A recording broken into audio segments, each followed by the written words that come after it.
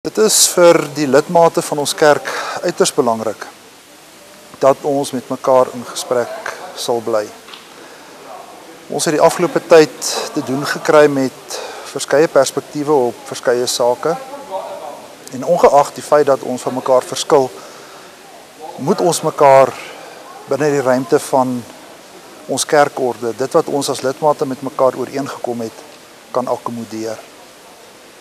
En hierdie is regtig vir ons 'n ongelooflike geleentheid om net weer te besef hoe kosbaar ons vir mekaar is. Dat daar juis in hierdie andersheid en juis in hierdie diversiteit soveel groei en soveel potensiaal opgesluit lê. Die tweedag werksessie was teen hierdie agtergrond vir die kerk van onskatbare waarde. Lidmate, ouderlinge, predikante onderling weer met mekaar begin praat soos die Here ons geleer het om met mekaar te doen. En daarom is dit belangrik dat ons verantwoordelikheid vir mekaar bly aanvaar. En wanneer ons saam in die voetspore van Christus volg, dan bring ons iets van die teenwoordigheid van Christus na mekaar toe. En hiervoor moet ons nie net eienaarskap aanvaar nie. Maar is dit belangrik dat ons mekaar hierin sal bly toerus, mekaar hierin sal bly help, mekaar hierin sal begelei. En so, terwyl ons 'n onsekere toekoms ingaan, met komplekse uitdagings besig is, mekaar vashou, mekaar dra en vir mekaar bly bid. Vir my was dit 'n ongelooflike ervaring.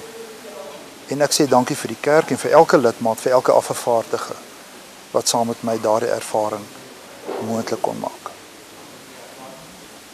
Dankie. Hier is ons by die 70ste AKV, Algemene Kerkvergadering. Lank afgewag, benoud afgewag, met vooruitsigte en 'n wonderlike eerste 2 dae na 'n openingsaand. Gesprekvoering wat die kerk in 'n nuwe rigting lei, nie omdat dit anders is nie, maar omdat dit opnuut in die lig van die woord die kerk van Jesus Christus wil wees. En dis waar ons hier by ons Algemene Kerkvergadering sit.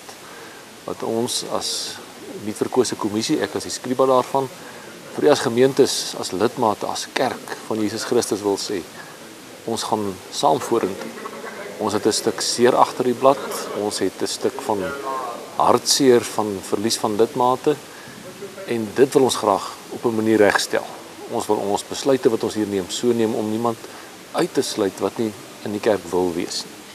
Maar daarvoor sal ons maar moet besluite neem wat ook gaan bepaal, ons moet keuses maak. Ek kan nie beide wees nie. Ek is of in die kerk of uit die kerk. Maar daardie besluit wat ons graag hê moet loop van ons is deel van die hervormde kerk, die NKA. Dis maar 'n uitdaging om op die skriba se stoel te land, maar as die kerk vir 'n mens daartoe verkies, aanvaar ek met my goeie trou die Here het 'n mens daartoe geroep, en daarom vertrou ook die Here sal soos die afgelope 3 jaar op die kommissie krag gee vir die volgende 3 jaar.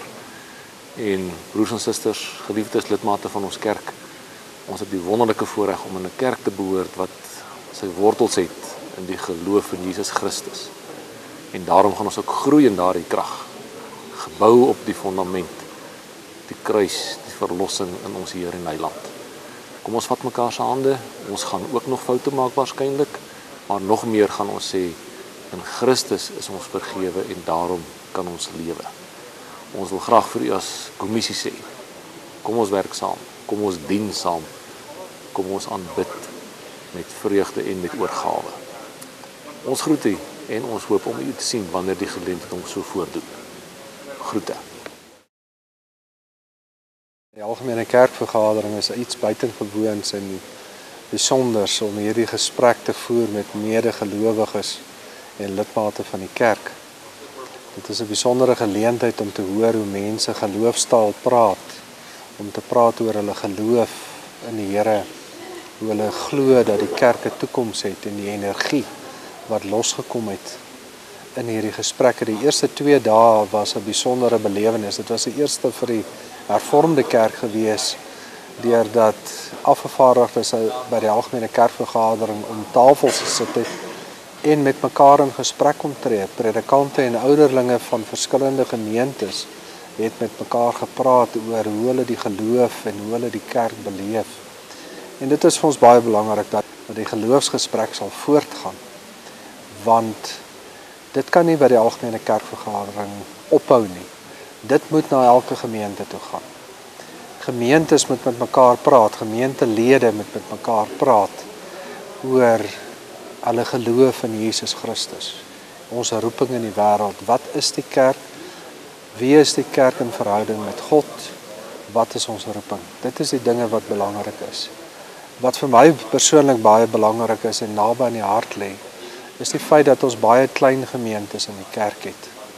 En dat daardie klein gemeentes nie net ondersteun moet word nie, maar toegerus moet word om 'n nuwe manier van bediening daar te stel, dat die kerk se werk kan voortgaan. Ons weet almal dat in 'n klein gemeente 'n tradisionele vorm van bediening nie meer finansiëel haalbaar is nie.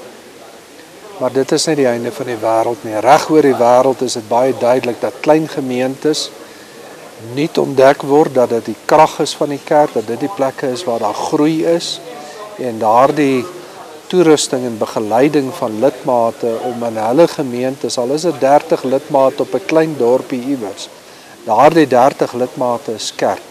En ek dink daardie boodskap moet baie sterk van die algemene kerkvergadering uitgaan. Dit maak nie saak waar ons is en hoe groot ons is nie. Ons wil kerk van die Here Jesus wees en ons wil waar ons is, wil ons dienswerk lewer. Barmhartigheidsdiens, die verkondiging van die evangelie, dit is alles van kardinale belang.